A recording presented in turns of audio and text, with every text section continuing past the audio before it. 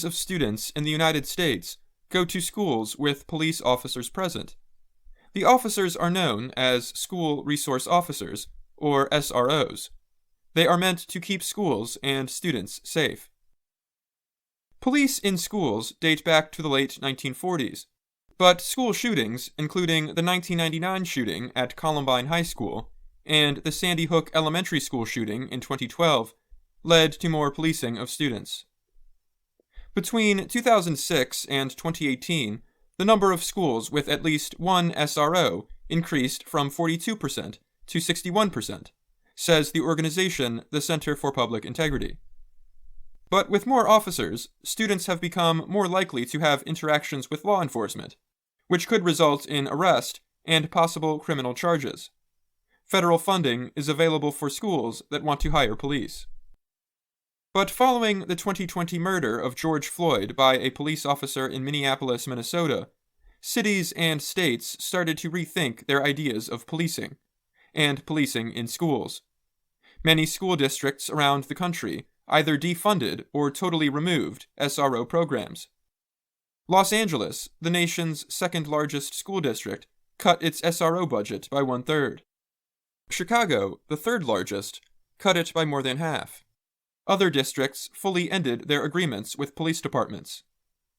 But now some districts that removed officers are considering bringing them back. Montgomery County, Maryland, largely removed funding for SROs in 2020. But this year, district officials said there was an increase in serious incidents of crimes, including fights and robberies in schools. In January, a shooting took place at one of the county's high schools. In April, the county voted to bring police officers back to schools. The county says the officers will go through more training than they did before the SRO funding was cut. Opponents of SRO programs argue that law enforcement is not the answer to safety incidents at schools that are linked to mental health problems. They argue that schools should instead put their funding towards more mental health resources for students, like hiring more social workers and mental health experts. Studies have also shown that non-white students are much more likely to be referred to police than white students. An investigation by the Center for Public Integrity found that black students are 2 times more likely to be referred to the police than white students. Students with disabilities are also 2 times more likely to be referred to law enforcement. Not all referrals or citations become arrests with criminal charges, but a citation may mean a student must appear before a judge or other law enforcement officials. The effects of interactions with police can be serious. A 2020 study from Tulane University found that black students who experience contact with the police by 8th grade have 11 times greater odds of being arrested when they are 20 years old than white students. Research has also shown that officers present in school increases the likelihood children will interact with police. A University of Florida study found that student behavior that would have otherwise occurred and been handled by school personnel is more likely to come to the attention of law enforcement. In Montgomery County, black students made up half of all arrests in schools in 2020, but they make up just 1/5 of the student population. Amir Whitaker is with the American Civil Liberties Union of Southern California.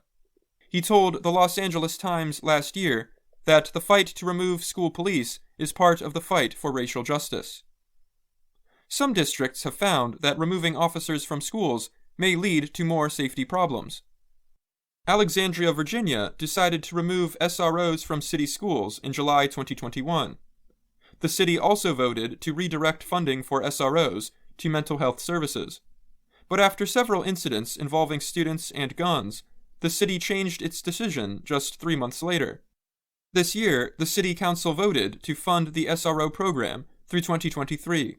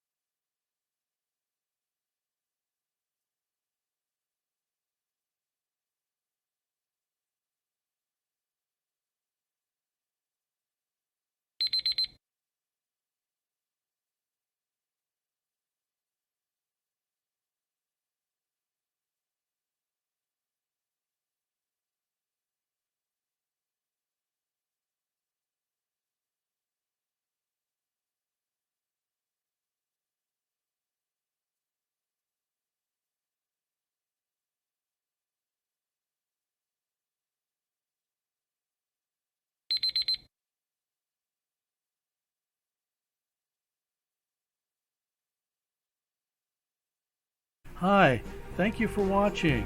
I hope the videos are useful for you. Please subscribe to my channel using the button below.